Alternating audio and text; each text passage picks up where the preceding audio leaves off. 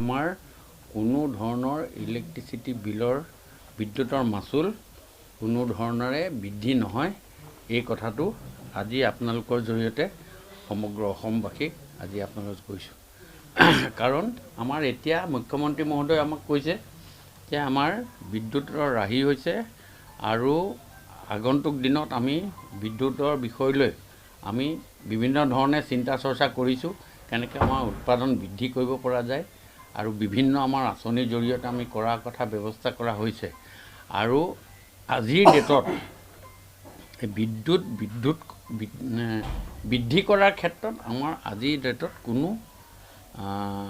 প্ৰাসংগিকতা আছে বুলি মই নাভাবোঁ। তো এই বিষয়টোলৈ আমাৰ তেনেকুৱা ধৰণৰ কোনো চৰ্চা এতিয়ালৈকে হোৱা নাই আৰু ভৱিষ্যতে যদি হয় আপোনালোকে গম পাবই নিশ্চয় এইটো কথা।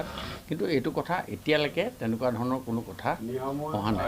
আজিৰ ডেটলৈকে তেনেকুৱা ধৰণৰ কোনো আমাৰ সভা সমিতি বা কৰা কটাত বৃদ্ধি কৰা বিদ্যুৎ মাচুল বৃদ্ধি কৰা বা বিদ্যুৎ মাচুলৰ ওপৰত কোনো ধৰণৰ ক্ৰিয়া প্ৰক্ৰিয়াৰ ওপৰতো কোনো ধৰণৰ আলোচনা হোৱা নাই। মই শক্তিমন্ত্ৰী হিচাপে আজি আপোনালোকক আজি অৱগত কৰাব খুজিছোঁ, এনেকুৱা ধৰণৰ কোনো ব্যৱস্থা হোৱা নাই আৰু বিদ্যুৎ মাচুল বৃদ্ধি হোৱাৰ ক্ষেত্ৰতো কোনো ধৰণৰ ব্যৱস্থা নাই হোৱা। এইটো কথা অতি গুৰুত্ব সহকাৰে আজি আপোনালোকৰ জৰিয়তে অসমবাসী ৰাইজক জনাইছোঁ।